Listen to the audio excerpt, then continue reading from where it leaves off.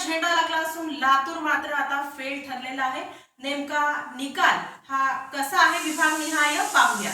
महाराष्ट्र राज्य माध्यमिक व उच्च माध्यमिक शिक्षण मंडळाने इयत्ता 12वीचा निकाल सोमवारी 5 मे रोजी जाहीर केला असून राज्यात पुन्हा एकदा कोकण विभागाने 96.74% घेत बाजी मारली आहे। सर्वात कमी अर्थात तळामध्ये लातूर विभागाचा नंबर लागला असून 89.46% निकाल लागला आहे।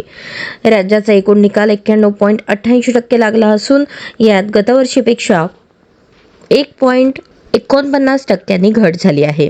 विशेष म्हणजे मुलांपेक्षा मुलीच हुशार हे यंदाच्याही निकालाने स्पष्ट झाले आहे। यामध्ये मुलांच्या तुलनेत 5.07% मुली अधिक उत्तीर्ण झाल्या आहेत। शिक्षण मंडळाचे अध्यक्ष शरद गोसावी यांनी याबाबत सविस्तर माहिती दिली। राज्यात कधी काळी लातूर पॅटर्न मोठ्या प्रमाणात चर्चेत आला होता, त्याचे निकालही उत्तम प्रकारे आले होते। मात्र मागील काही वर्षांपासून लातूर विभागाच्या निकालात घट झाल्याचे चित्र आहे। यंदाच्या वर्षात अपेक्षेप्रमाणे कोकण विभागात सर्वाधिक विद्यार्थी उत्तीर्ण झाले, तर दुसरीकडे लातूरमध्ये सगळ्यात कमी विद्यार्थी उत्तीर्ण झाले।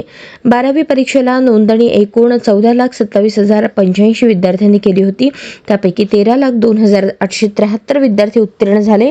यंदाचा निकाल 91.88% लागला असून मागील वर्षीच्या तुलनेत 1.49% घट झाली आहे। मागील वर्षी 93.37% निकाल लागला होता।